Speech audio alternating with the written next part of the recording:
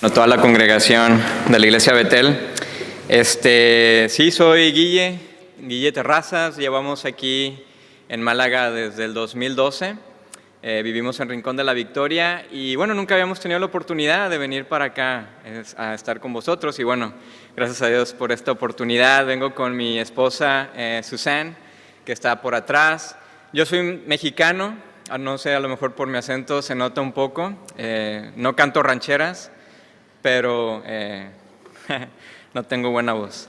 Yo soy mexicano, mi mujer es de Texas. Venimos también con mis niños, Raúl, Paloma anda por ahí, yo creo que al rato aparece. Y vienen mis padres también, don Guillermo Terrazas y doña Perla Calderón. Entonces también es un placer que esté mi familia por acá. Y como les comento, pues estamos desde el 2012 en Rincón de la Victoria y nuestra misión es el estar apoyando a las iglesias locales para que podamos juntos extender el reino de nuestro Señor Jesucristo en nuestra comunidad, en la localidad donde Él nos ha puesto, y que podamos ser luz y sal en medio de donde estamos y que más personas puedan conocer el mensaje de nuestro Señor Jesús. Entonces es un placer estar aquí compartiendo la palabra y bueno, nosotros nos congregamos en la Iglesia Cristiana de Añoreta, allá por Rincón de la Victoria, es donde estamos nosotros. Y bueno, me tocó una gran responsabilidad de comenzar esta serie sobre el libro de los Romanos. Entonces vamos a comenzar esta serie y voy a comenzar pues con el saludo que el apóstol Pablo está haciendo a la congregación de cristianos en la mera, mismísima capital del Imperio Romano en los primeros siglos. Entonces va a ser un placer comenzar esto y espero que conforme vosotros escuchéis la serie a través de otros hermanos, claramente, que os podéis estar maravillándose de cómo el Evangelio de Jesús se siguió expandiendo no solamente en Jerusalén y en Judea y en Samaria, sino hasta lo último de la tierra. Y aquí estamos en España, escuchando la palabra de Jesús. Entonces voy a hacer lectura a lo que es el saludo. Son solamente 7 versículos de Romanos. Y si tenéis por ahí vuestras Biblias, yo voy a hacer lectura en la versión de la Biblia de las Américas, pero bueno, podéis seguir también en vuestras Biblias esta lectura. Y dice así: Pablo, siervo de Cristo Jesús, llamado a ser apóstol, apartado para el Evangelio de Dios, que Él ya había prometido por medio de sus profetas en las Santas Escrituras, acerca de su Hijo que nació de la descendencia de David según la carne, y que fue declarado Hijo de Dios con poder conforme al Espíritu de Santidad, por la resurrección de entre los muertos, nuestro Señor Jesucristo, por medio de quien hemos recibido la gracia y el apostolado para promover la obediencia a la fe entre todos los gentiles por amor a su nombre, entre los cuales estáis también vosotros llamados de Jesucristo. A todos los amados de Dios que están en Roma, llamados a ser santos, gracia a vosotros y paz de parte de Dios nuestro Padre y del Señor Jesucristo. Esta es la palabra de Dios, la cual Él nos ha dado a nosotros porque nos ama. Oremos. Padre, qué maravilla estar todos reunidos y congregados en tu nombre, Señor. Tú eres realmente el anfitrión. Nosotros somos tus huéspedes y estamos aquí, Señor, congregados porque te amamos y queremos conocerte más y más, cada vez más. Pero también queremos ser transformados por tu palabra, por tu gran evangelio que es transformador.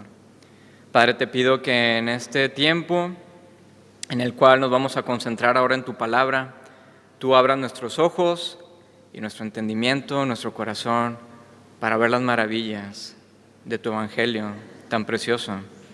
Padre, te pido que tú estés con nosotros, que tu Espíritu Santo nos ayude y que podamos salir transformados de aquí y podamos salir a nuestros puntos de misión donde tú nos tienes, ya sea en el trabajo, ya sea en un comercio, ya sea en la escuela, en donde sea que tú nos tengas, Señor, que podamos ser luz y sal ahí en donde estamos. Padre, ayúdanos, te lo pedimos en tu nombre. Amén.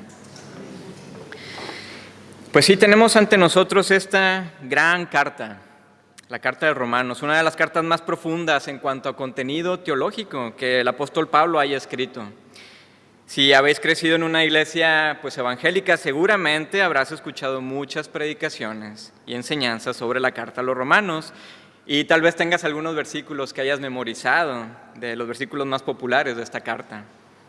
De hecho, el famoso reformador alemán, Martín Lutero, él fue altamente influenciado por esta carta, que de hecho el versículo 17 del primer capítulo, que dice: «Mas el justo por la fe vivirá», fue lo que transformó totalmente su vida y lo condujo al conocimiento maravilloso que tenemos tú y yo gracias al Evangelio, de que somos declarados justos por fe, solamente por fe.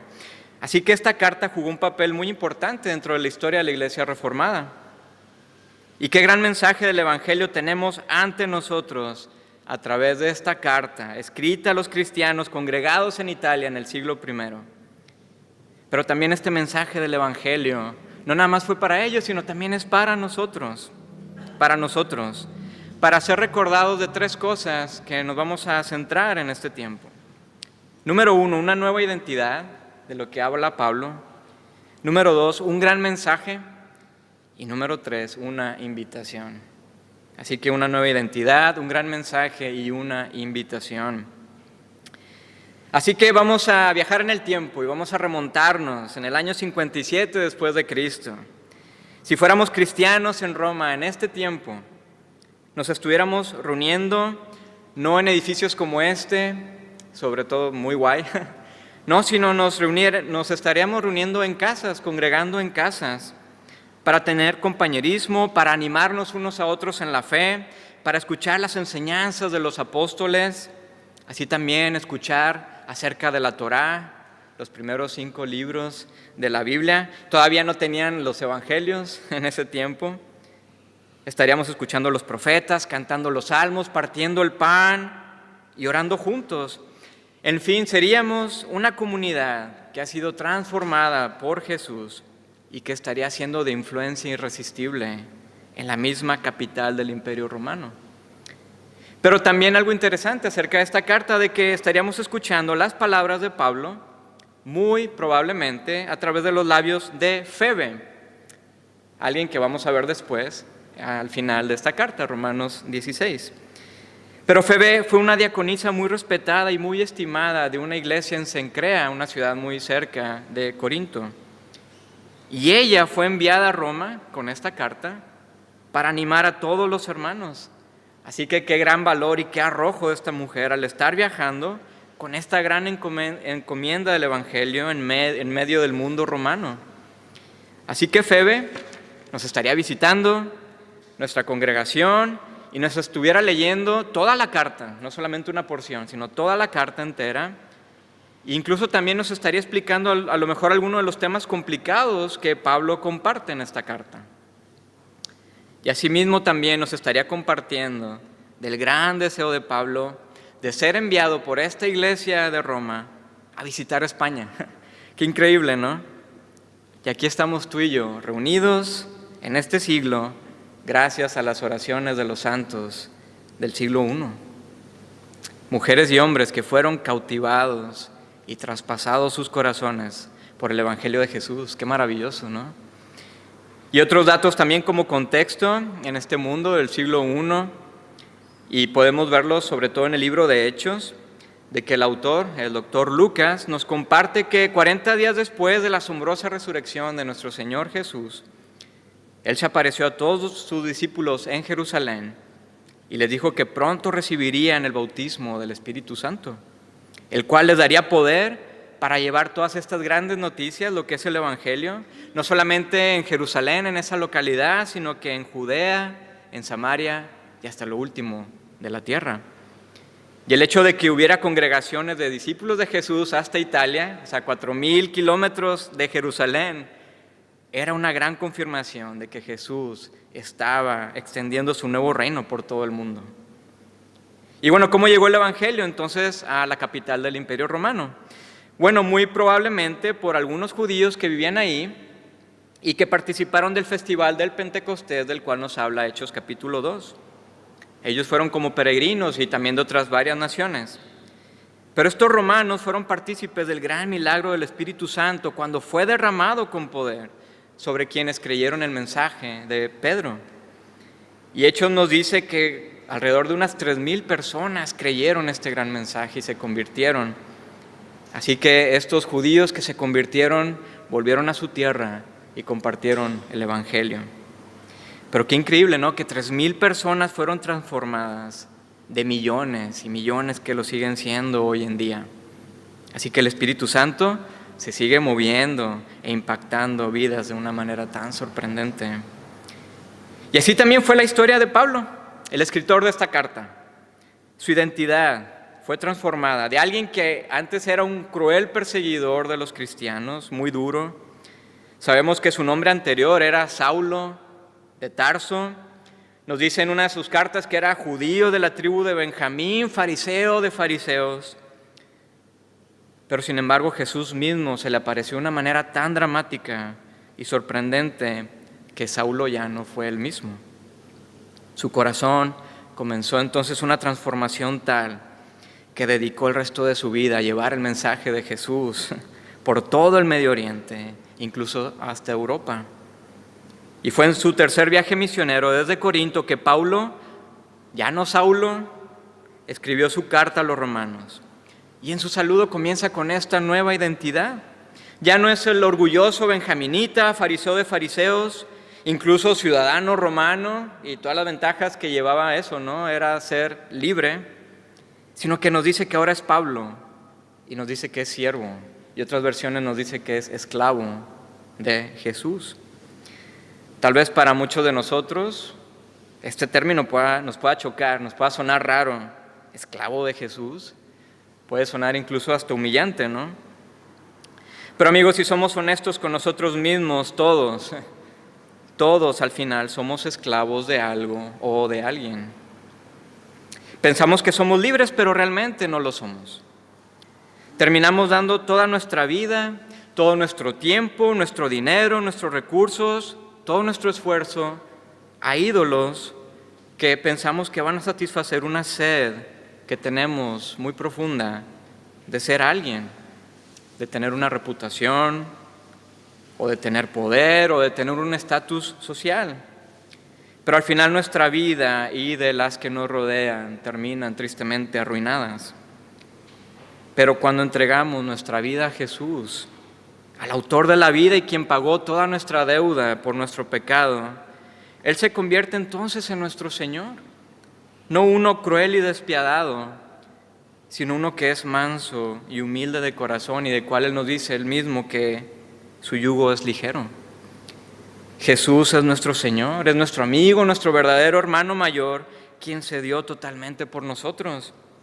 ¿Cómo entonces no entregar nuestra vida a Él? A este amoroso Jesús. Así que amigos, ¿de qué cosas o de quiénes somos esclavos? ¿Has ya entregado tu vida a Jesús? Jesús nos da una nueva identidad porque Él está decidido a transformarnos en alguien totalmente nuevo, en nuevas criaturas, así como Pablo y como muchos otros a lo largo de toda la historia. ¿Quién eras tú antes del Evangelio? ¿Cuál era tu identidad? Amigos, no somos definidos por nuestro pecado, sino por lo que Jesús declara de nosotros, que somos tan amados por Él. Y como nos dice Romanos 5:8, que nos muestra su amor a nosotros, en que siendo aún pecadores, Él murió por nosotros. Así que si hubo esperanza para Pablo, y si hubo esperanza para ti y para mí, también hay esperanza en gran manera para nuestro jefe, nuestro trabajo, o para nuestro familiar, o tal vez para algún hijo que está descarriado, o para nuestros amigos, en fin, para aquellos en quienes aún nosotros hemos perdido toda esperanza. Qué gloriosa nueva identidad, ¿cierto? Por eso el Evangelio es tan maravilloso y es tan asombroso. Así que esta es una nueva identidad la cual Pablo nos comparte, pero también nos habla de un gran mensaje, que es el punto 2. Así que en este saludo Pablo también nos recuerda el punto principal de su llamado y nos dice que es apóstol apartado para el Evangelio de Dios que Él ya había prometido por medio de sus profetas en las Santas Escrituras. acerca de su Hijo, que nació de la descendencia del rey David, según la carne, pero que fue declarado Hijo de Dios con poder, conforme al Espíritu de Santidad, por la resurrección de los muertos. No sé si alguno de vosotros conocéis el credo niceno o el credo de los apóstoles. Bueno, es esa declaración de fe que se elaboró en el siglo III con la finalidad de definir la fe cristiana en contra de todas las herejías y los errores teológicos que se estaban popularizando en ese tiempo. Bueno, parte del credo niceno, ya casi al final, si recordáis, dice que creo en una iglesia católica y apostólica, pero no es la iglesia católica romana, no, católica es universal y apostólica. Bueno, ¿qué significa esto? Bueno, de que tú y yo somos parte de una iglesia mucho más grande que nosotros mismos, de una iglesia mucho más grande que nuestra localidad aquí en Betel. ¿Sí? Aquí desde Málaga, tú y yo somos parte de una iglesia que es perseguida en el Medio Oriente. Tú y yo somos parte de una iglesia que se esconde en casas en China. Tú y yo somos parte de una iglesia que se reúne en chabolas en África y en Latinoamérica. Tú y yo somos parte de algo mucho más grande que nosotros mismos, de una iglesia universal que se está extendiendo cada vez en todos lados, pero que además es apostólica. La palabra apóstol, la cual usa Pablo para describirse a sí mismo, deriva del griego apóstolos, que significa enviado o mensajero. Así que somos parte de una iglesia que ha sido también enviada a compartir en este mundo un mensaje de dimensiones cósmicas y eternas. Tú y yo somos apóstoles, somos enviados por Jesús. Bueno, lamentablemente este término ha sido apropiado por personas de movimientos pseudocristianos que lo usan como si fuera un título solamente para los supercristianos. Y tristemente se usa con fines egoístas y totalmente contrarios al Evangelio.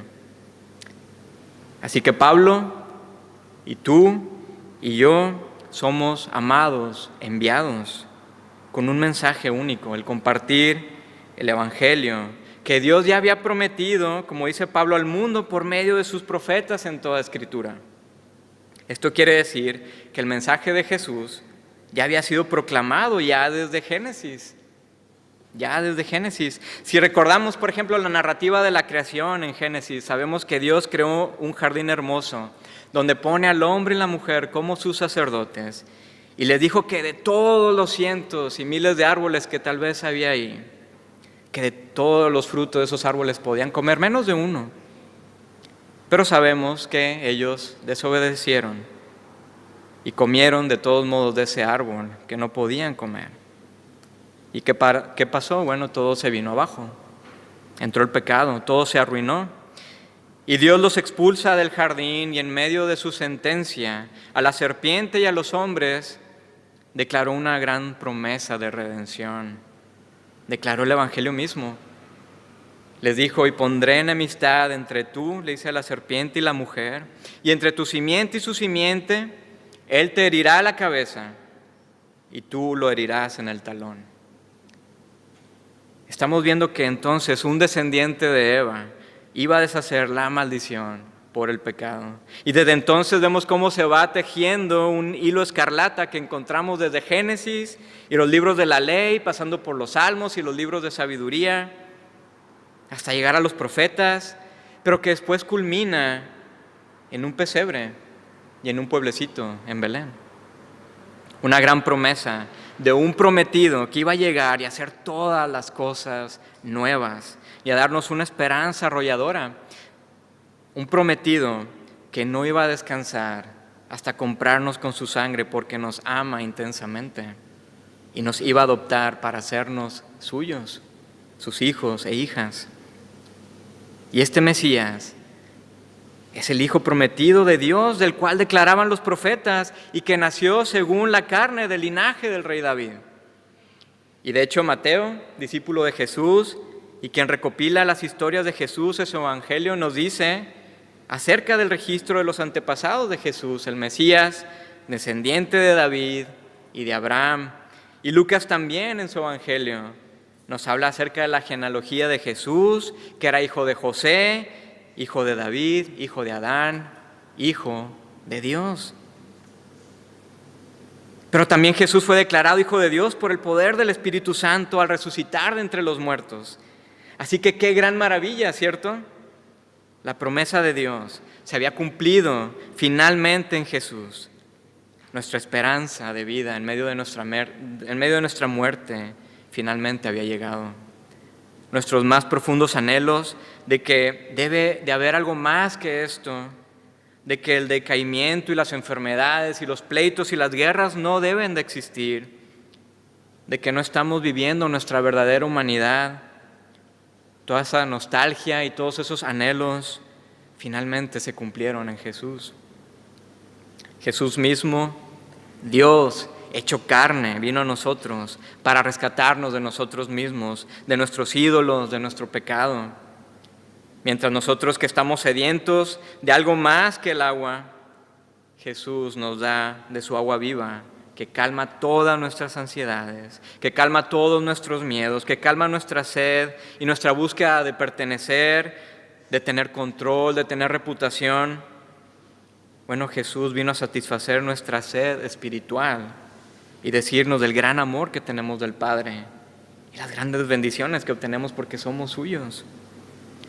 Así que qué gran mensaje tenemos ante nosotros que debería de impulsarnos para compartirlo con nuestros amigos, con nuestros familiares, con nuestros colegas de trabajo, con nuestra congregación y en nuestra ciudad, en donde estamos.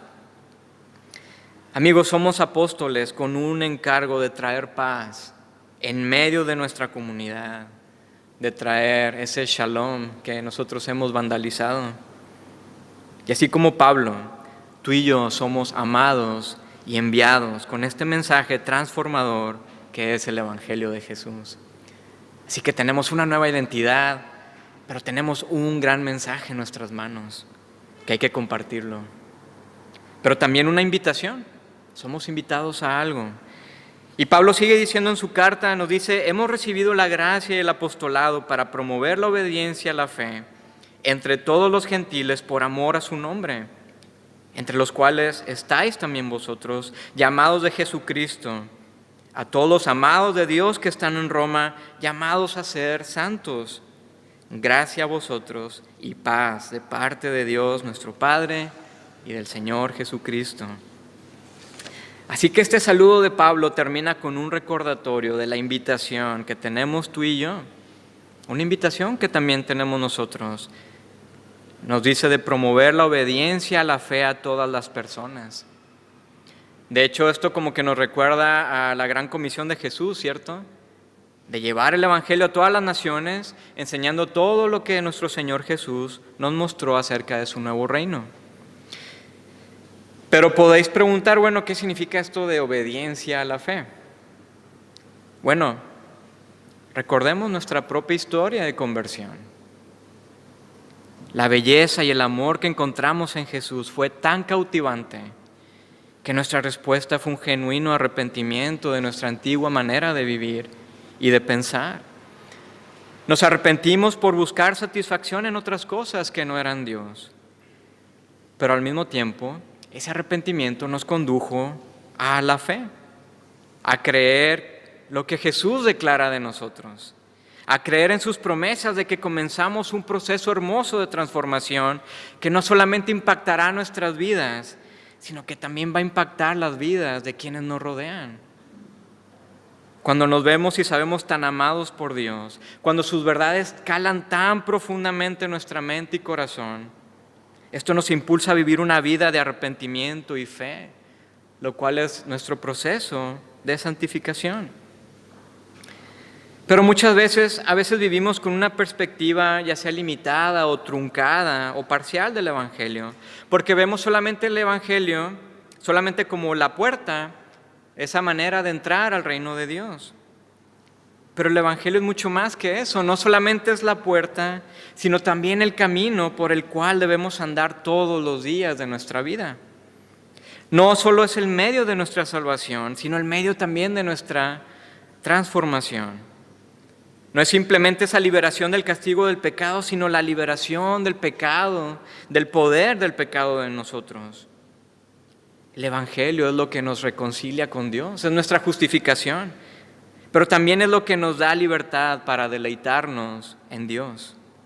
Así que el Evangelio lo cambia, lo transforma todo.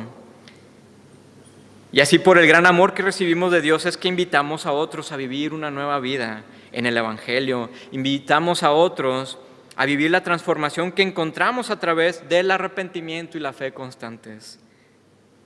Invitamos a otros a encontrar verdadera vida como nosotros también la encontramos. Somos mendigos, invitando a otros mendigos a decirles dónde está el pan. Todo esto trae una restauración asombrosa. Así que formamos parte de esta historia de redención de Dios. Somos invitados a ser parte de esta historia. Pero ¿cómo formamos parte de esta historia? ¿Cómo experimentamos la salvación personal de Dios? ¿Y cómo es que podemos llegar a ser agentes de redención en el mundo? Bueno, a través de fe y confianza. ¿Qué significa esto? Bueno, por ejemplo, confiamos en el taxista cuando contamos con él para llegar a nuestro destino. No le decimos al taxista por dónde tiene que ir porque él ya sabe, así que confiamos en él. Confiamos también en el médico cuando estamos de acuerdo con su diagnóstico y nos encomendamos a su cuidado. Cuando vamos a tener una operación no le decimos al doctor dónde debe de cortar y lo que debe hacer, ¿cierto?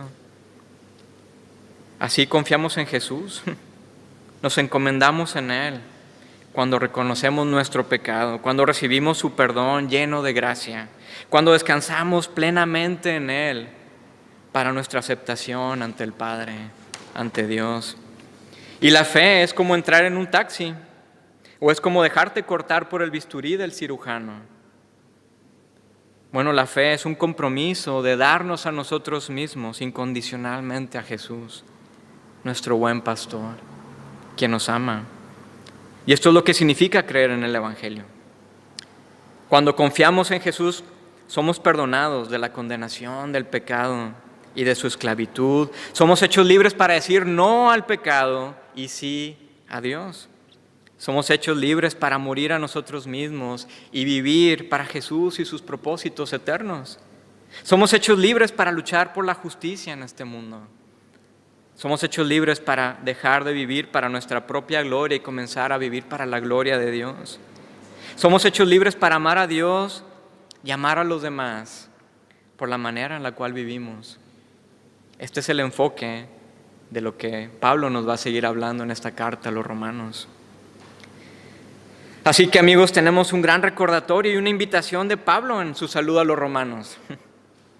Recordamos nuestra nueva identidad, que somos hijos e hijas amados de Dios de una manera tan intensa y mucho más allá de nuestra imaginación. Somos recordados acerca de nuestro llamado apostólico de compartir este maravilloso mensaje de dimensiones eternas. Pero también somos invitados a ser parte de la historia de redención de Dios en nuestro mundo, de promover a otros la obediencia a la fe a través del arrepentimiento y fe constantes. Así que vemos identidad, una nueva identidad transformadora. Vemos un maravilloso y gran mensaje, pero también una dulce invitación de nuestro Señor a ser parte de su historia de redención en el mundo. Así que, amigos, que el Dios de toda esperanza os llene de alegría y paz en el creer, para que desbordéis de esperanza sostenidos por la fuerza de su Espíritu Santo. Amén. Muchas gracias, Padre, por esta gran oportunidad de estar todos juntos, cantándote a ti, al dador de vida, rindiendo nuestros corazones a ti.